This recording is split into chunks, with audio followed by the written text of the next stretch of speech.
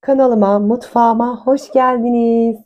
Bugün sizlerle ana yemek mi desem, çorba mı desem, eee, vallahi ikisi de birbirine benziyor şu an yapacağım.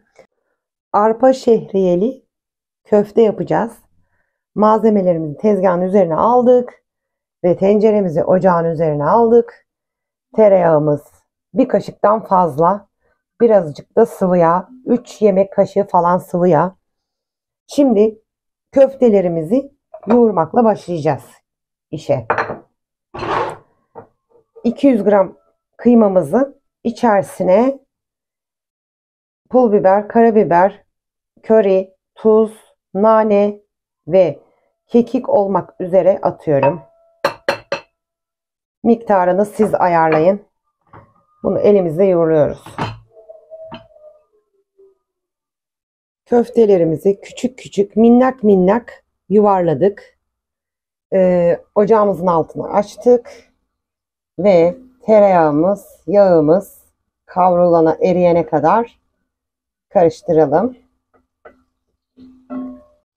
Yağımız eridi ve baharatlarımızı pul biber, toz biber, nane bunları birazcık kavuruyoruz.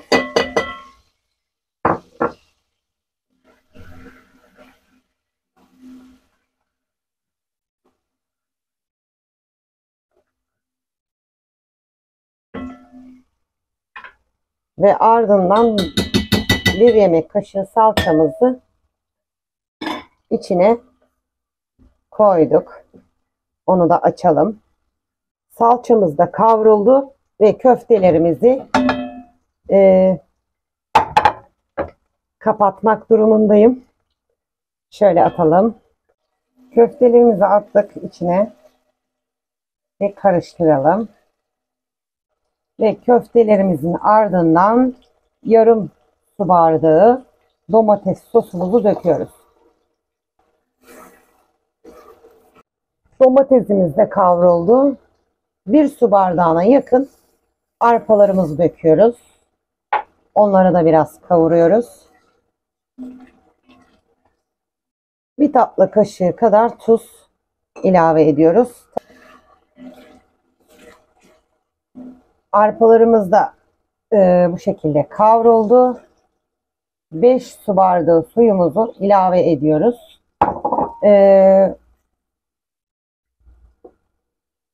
Yumuşaklık oranına göre, kıvamına göre suyunu ayarlayalım. Ben 5 su bardağı koydum. Ona göre ayarlayalım. Şimdi tenceremizin kapağını kapatıyoruz.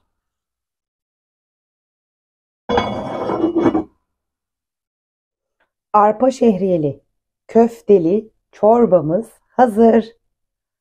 Deneyecek olanlara afiyet olsun. Kanalıma abone olmayı, yorum yazmayı ve like atmayı unutmayalım. Bir dahaki videoda görüşmek üzere. Bay bay.